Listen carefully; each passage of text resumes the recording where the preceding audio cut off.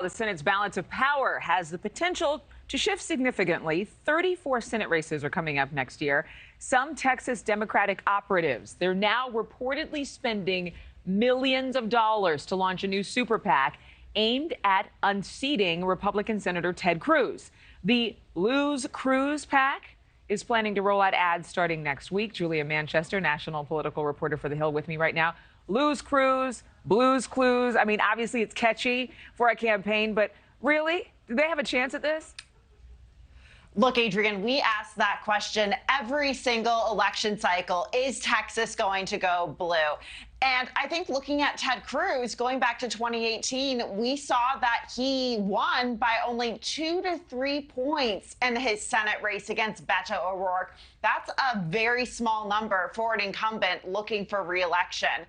So going forward, I think it's going to be an uphill climb to oust Cruz. However, Cruz definitely wants to avoid a very close call like that. So we'll have to see, but they're spending money early, which is very important. Yeah, and I really think that a lot of people would imagine that Texas turning blue is still a very long shot.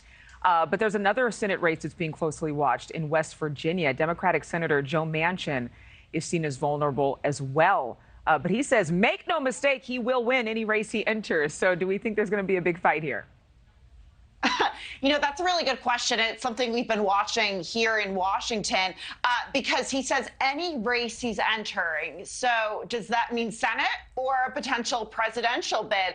And we've really been keeping an eye on the presidential bid because there's a lot of speculation that Joe Manchin could run as a third-party candidate, this moderate sort of Democrat, conservative Democrat. He's affiliated with a group called No Labels, which is looking into recruiting a unity ticket if there is a Trump versus Biden rematch in 2020. And we know that Joe Manchin has a lot of ties to No Labels, so it's unclear what he'll decide. He says he'll decide by December. Well, one of his colleagues, Arizona's Senate race, obviously seen as unpredictable because of independent Senator Kristen Sinema facing a primary challenge now from Democratic Congressman Ruben Gallego. So what's the state of play there? Yeah, so I think the big question in Arizona is, first of all, who's the Republican candidate? It could be someone like former Arizona gubernatorial candidate and newscaster Kari Lake. She would definitely come from the very, very conservative side of the spectrum.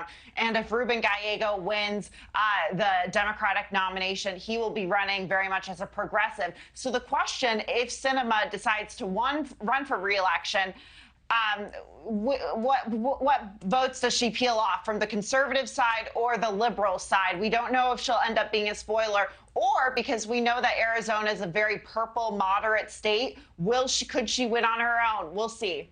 But I'm noticing a trend here, Julia, because, I mean, you're mentioning Sinema, you're mentioning Manchin, and then we've got Ted Cruz. So is there a party strategy right now to kind of take out these outliers and firebrands that are not quite in line with the base of their respective parties, or in the case of Sinema, very, very independent?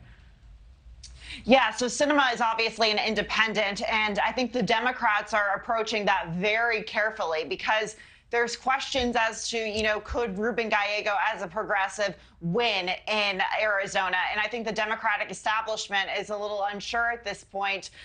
You know, do we back Gallego or whoever wins that Democratic primary, or do we back the person who's caucusing with Democrats in the Senate?